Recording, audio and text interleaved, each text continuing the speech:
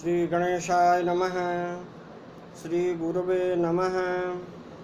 प्रयांसः छात्राः वयम् इदानीं कारक प्रकरणे सप्तमीं विभक्तिं पठामः।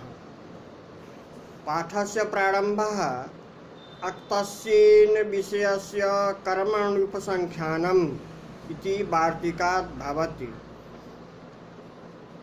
अक्तस्य इन विषयस्य कर्मणि उपसंख्यानम् इति पदच्छेदः। इन विषयस्य इति समस्तं पदं वर्तते। इनः विषयः, इन विषयः, तस्य इन विषयस्य षष्ठी तत्पुरुष समासः। इनः विषयस्य इन प्रकृतेः अक्तान्तस्य कर्मणि उपसंख्यानम्। इन विषयस्य अक्तस्य कर्मणि सप्तमी, अर्थात इन प्रत्ययान्तः यः अक्त प्रत्ययान्तः तस्य कर्मणि सप्तमी वक्तव्या। अतएव कृतपूर्वी कटम इत्यत्र अक्तान्तात् विहितः इन प्रत्ययः अत्र नास्ति। अतः कटम इति कर्मणि सप्तमी न भवति। अस्तु, उदाहरणं वर्तते अधीति व्याकरणे। अधीतमनेनेति विग्रहे इष्टाद्येभ्यश्च इति कर्तरि इनि। अत्र उदाहरणे न कर्मणि अक्तः, अत्र उदाहरणे कर्मणि अक्तः न अस्ति। यदि कर्मणि अक्तः स्यात् तदा कर्मणि विहितेन अक्तेन कर्मणः उक्तत्वात् प्रथमैव स्यात्। तदा सप्तम्याः प्राप्तिः एव न भवेत्। यतो हि इयं सप्तमी अत्र कर्मणि उपसंख्यायते। अतः भावे अक्तः विधीयते। अधीति व्याकरणे इत्यत्र सकर्मकस्यापि अधिपूर्वक इंग अध्ययने इति धातोः अकर्मकत्वेन विवक्षया भावे अक्त प्रत्यये ततः इनिः प्रत्ययः व्याकरण शब्दात् कर्मणि प्राप्तां द्वितीयां बाधिका इयं सप्तमी। अतः भावे अक्तः विधीयते। भाव अक्तान्तात् अधीत शब्दात् अधीतमनेनेति विग्रहे इष्टादिभ्यश्च इति सूत्रेण कर्तरि इनिः प्रत्ययः। अधीतिन् इति तस्य प्रथम एकवचने अधीति इति अधीतवान् इत्यर्थः। किम् अधीतवान् इति कर्म जिज्ञासायां व्याकरणम् अध्ययने कर्मत्वेन अन्वेति। द्वितीयायां प्राप्तायाम् अनेन वार्तिकेन सप्तमी। अधीति व्याकरणे शब्दात् भूतकालिक व्याकरण कर्मक अध्ययन करतेति बोधः।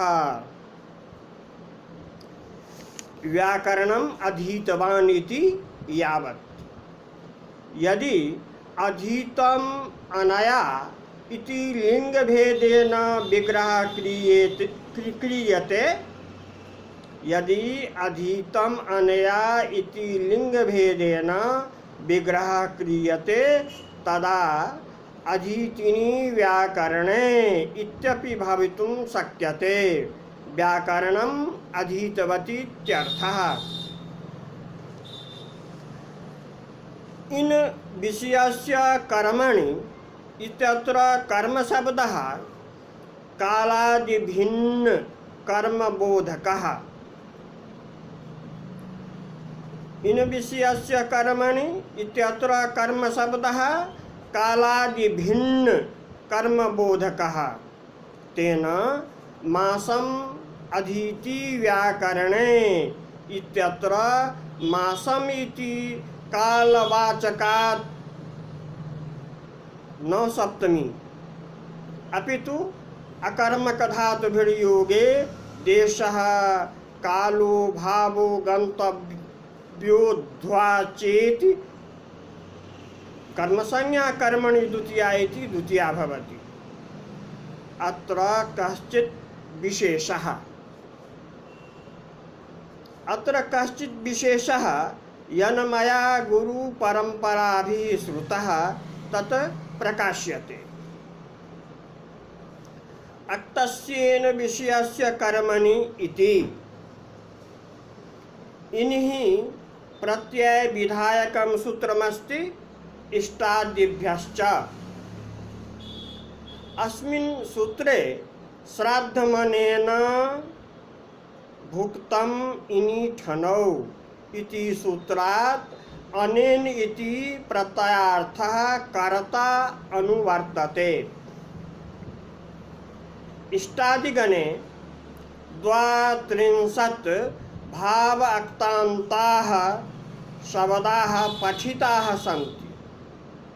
इष्टादिगणे द्वात्रिंशत् भाव अक्तान्ताः शब्दाः पठिताः सन्ति। येषां द्वात्रिंशत् भाव अक्तान्तानां कालभिन्न एव कर्म संभवति। अस्य सूत्रार्थः भवति इष्टादिगणे पठितेभ्यः द्वात्रिंशत् भाव अक्तान्तेभ्यः शब्देभ्यः अनेन इति विग्रहे कर्तरि इनिः प्रत्ययः भवति। इनः विषयेन द्वात्रिंशत् भाव अक्तान्त शब्देभ्यः एव विहितः इनिः प्रत्ययः गृह्यते। तेषां कर्म कालादि भिन्न एव कर्म संभवति। अतएव मासमधीति व्याकरणे इत्यत्र मासम इति असंबद्धत्वात् कालादि कर्म न संभवति। असंबद्धत्वात् बहिरंगत्वाच्च न सप्तमी। एवं च पठिति व्याकरणे इत्यादयः प्रयोगः अपि न भवति। एवं च पठिति व्याकरणे इत्यादयः प्रयोगः अपि न भवन्ति। कथं? इष्टादिगणे अपठितत्वात्। इष्टादिगणे अपठितत्वात् पठिति व्याकरणे इत्यादयः प्रयोगाः न भवन्ति। अन्यत् उदाहरणम् इष्टमनेन इष्टियज्ञे, श्रुतमनेन श्रुतिवेदे, पूजितमनेन पूजिति ब्राह्मणे। अपरं वार्तिकम् अत्र वर्तते साध्वसाधु प्रयोगे च। साधु कृष्णो मातरे असाधुर्मातुले। साधु असाधु प्रयोगे च सप्तमी वक्तव्या इति वार्तिकार्थः। साधु हितकारी असाधुः अहितकारीत्यर्थः। उभयत्र शेषषष्ठ्याः अपवादभूता इयं सप्तमी। साधुनिपुणाभ्याम् अर्चायां सप्तम्यप्रत्ययः इत्येव साधु शब्द प्रयोगे सप्तमी सिद्धेति। अस्मिन् वार्तिके साधु ग्रहणम् अनर्चार्थम् अनिपुणार्थम् इति। तेन तत्त्वकथनेऽपि इयं सप्तमी भवति। यथा साधुर्भृत्यो राजन्, इह तत्त्वकथने तात्पर्यमस्ति।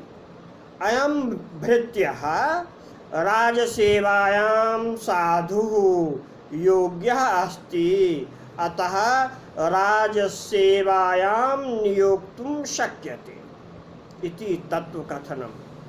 अन्यत् उदाहरणम् अयम् अधिकारी सज्जनेषु साधुः असज्जनेषु असाधुः वर्तते। तृतीयं वार्तिकम् अत्र निमित्तात् कर्मयोगे। निमित्तमिह फलं।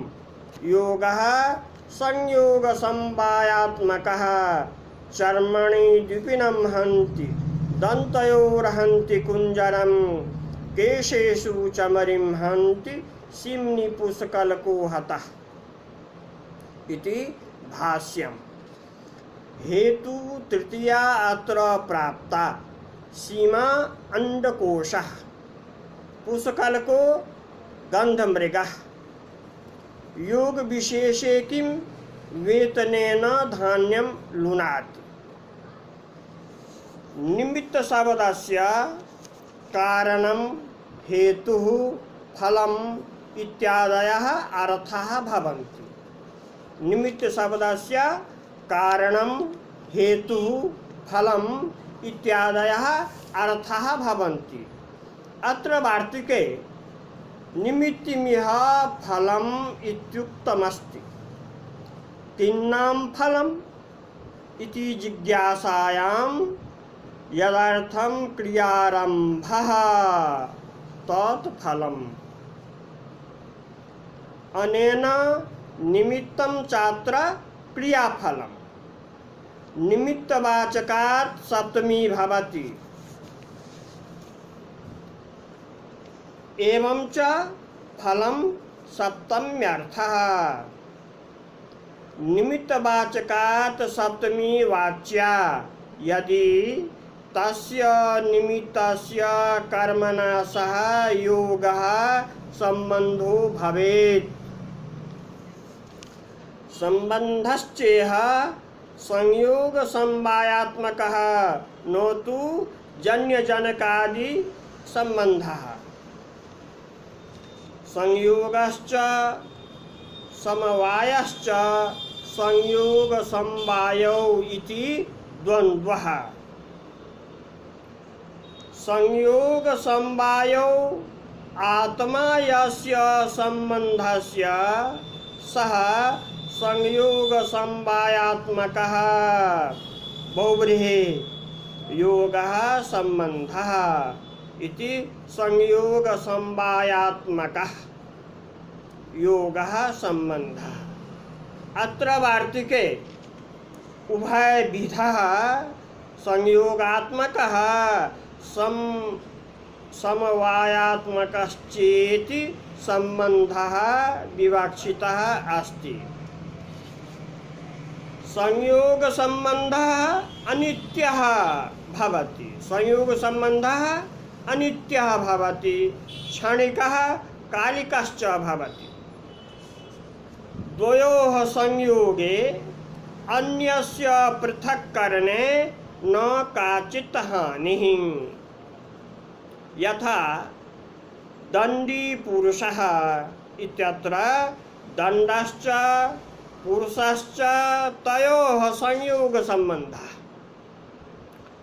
दण्डस्य पृथक्करणे न काचित् हानिः। अतएव अनित्यत्वं संयोग सम्बन्धत्वम् इति अस्य लक्षणम्।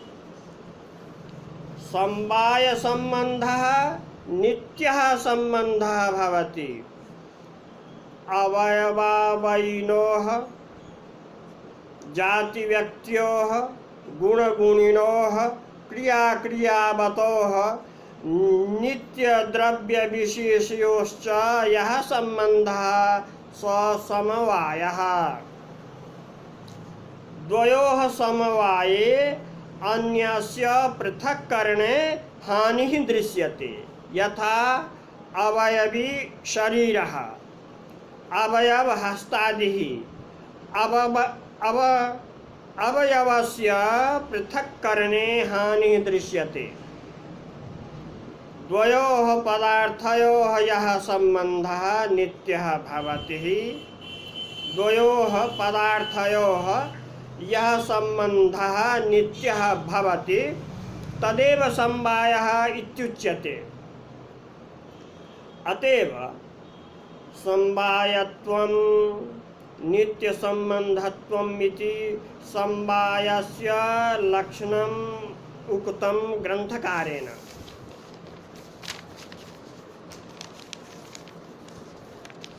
अयुक्तसिद्धयोः सम्बन्धः समवायः।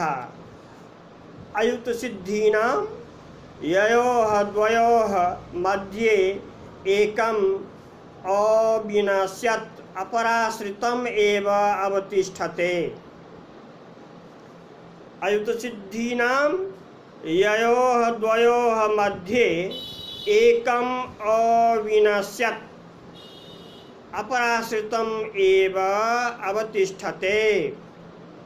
अस्तु उदाहरणानि। हेतु तृतीया अत्र प्राप्ता, तादर्थे चतुर्थी अपि प्राप्ता, तयोः प्रबाध्य सप्तमी विधीयते। चर्मणि द्विपिनं हन्ति, चर्मार्थं व्याघ्रं हन्तीत्यर्थः। द्वीपं चर्म इति। द्वीपं चर्म अस्ति अस्य इति विग्रहे अत इनि ठनौ इत्यनेन इनि प्रत्ययः द्वीपिन् इति। द्वीपिन् इति चित्रकः व्याघ्रः। हनन क्रियायाः निमित्तं फलं वा चर्मन अस्ति। द्वीपिनं हनन क्रियायाः कर्म अस्ति। द्वीपिना कर्मणा सह चर्मणः योगः सम्बन्धः समवायात्मकः अस्ति। अतएव निमित्तवाचकात् चर्मन शब्दात् अत्र सप्तमी भवति। दन्तयोर्हन्ति कुञ्जरं, दन्तार्थं कुञ्जरं गजं हन्ति इत्यर्थः। अत्रापि कुञ्जरेण कर्मणा सह दन्तयोः योगः सम्बन्धः समवायात्मकः अस्ति। अतः निमित्तवाचकात् दन्तशब्दात् सप्तमी। गजस्य दृश्ये द्वौ दन्तौ भवतः, अतएव द्विवचनम् अत्र। केशेषु चमरिं हन्ति, केशार्थं मृगविशेषं चमरिं हन्ति इत्यर्थः। अत्रापि चमर्या कर्मणा सह निमित्तवाचकस्य केशशब्दस्य योगः सम्बन्धः समवायात्मकः अस्ति। अतः निमित्तवाचकात् केशशब्दात् चमरिम् इति कर्मयोगे सप्तमी इति। सिम्नि पुष्कलको हतः कर्मणि अक्तः। सिम्नि पुष्कलकं हतवान् इति यावत्। सीमा अंडकोशः यस्मिन् कस्तूरी भवति। पुष्कलकः गन्धमृगः। अत्रापि पुष्कलेन कर्मणा सह सीमन इति निमित्तवाचकस्य शब्दस्य योगः सम्बन्धः समवायैव। अतएव निमित्तवाचकात् सीमन शब्दात् पुष्कलकः इति कर्मयोगे सप्तमी भवति। अत्र हरदत्तः सीमा ग्रामादि मर्यादा। अस्य ग्रामस्य सीमा एतत् पर्यन्तम् इत्यर्थे तस्याः ज्ञानार्थं पुष्कलकः शङ्कुः सीम्नि ज्ञानार्थं हतः निहितः निखातः इत्याह। अस्मिन् पक्षे सीम पुष्कलकयोः संयोगः सम्बन्धः। पुष्कलेन कर्मणा सीम्नः संयोगो बोध्यः इति। नागेशानुसारं द्वीपि चर्मणोः अंडकोशमृगयोश्च समवायः इतरयोः दन्तकुञ्जरयोः अकेशचमरयोः संयोगः सम्बन्धः अस्ति। अन्यत् उदाहरणं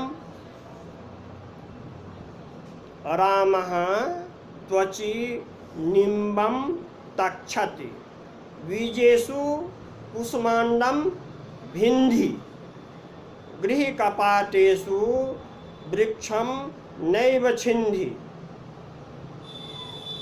पाठः सम्पूर्णः। जयतु भारतं, जयतु संस्कृतम्।